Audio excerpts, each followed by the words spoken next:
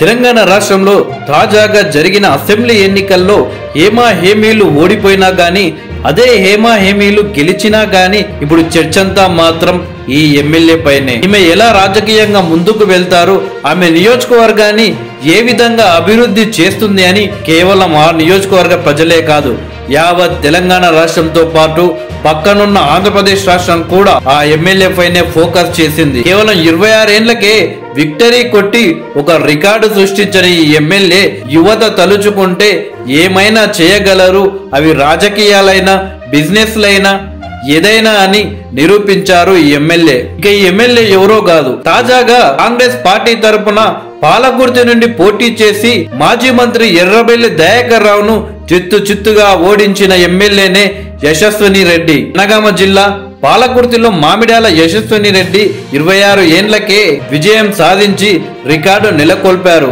తెలంగాణ రాష్ట్రం ఏర్పాటయ్యాక ఎంపికైన అతి పిన్న వయస్కురాలిగా ఆమె నిలిచిపోయారు. మొన్న జరిగిన అసెంబ్లీ ఎన్నికల్లో మాజీ మంత్రి ఎర్రబెల్లి దయాకర్ రావుపై 47,132 ఓట్ల భారీ మెజారిటీతో గెలిచారు యశస్విని రెడ్డి గారు. దాదాపు 30 సంవత్సరాలుగా ఓటమిరుగని నేతగా ఎర్రబెల్లి దయాకర్ రావు గారు రికార్డు సృష్టించారు. ఈసారి కూడా విజయం నాదే అని ఎర్రబెల్లి దయాకర్ రావు కలలు కన్నాడు. నిజానికి కాంగ్రెస్ పార్టీ తరపున యశస్విని రెడ్డి గారి అత్తగారైన ఝాన్సీ రెడ్డి గారు నిలబడాలి. కొన్ని కారణాల వల్ల ఝాన్సీ రెడ్డి గారు పోటీ చేయడం వీలు కాలేదు. ఝాన్సీ రెడ్డిని పోటీ చేయకుండా అడ్డుకున్నా కానీ ఆమె వారసత్వాన్ని మాత్రం అడ్డుకోలేదు.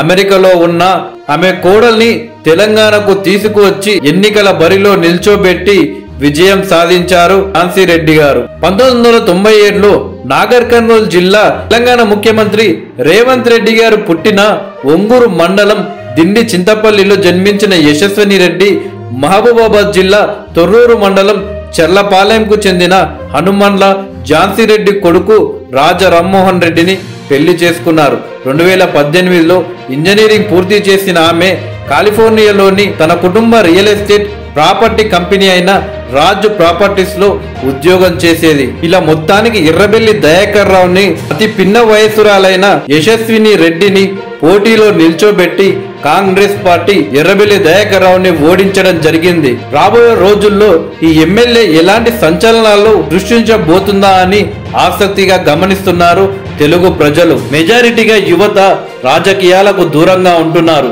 ఇలాంటి వాళ్ళు రాజకీయాలకు వచ్చి అభివృద్ధి పనులు చేసి మంచి పేరు తెచ్చుకుంటే ఎంతో మంది యువతకు ఆదర్శంగా ఉండే అవకాశాలు ఉన్నాయని రాజకీయ విశ్లేషకులు అంటున్నారు. చూద్దాం మరి ఈ యంగ్ ఎమ్మెల్యే ఎలాంటి ప్రభంజనాలు రాజకీయాల్లో సృష్టించబోతున్నారు.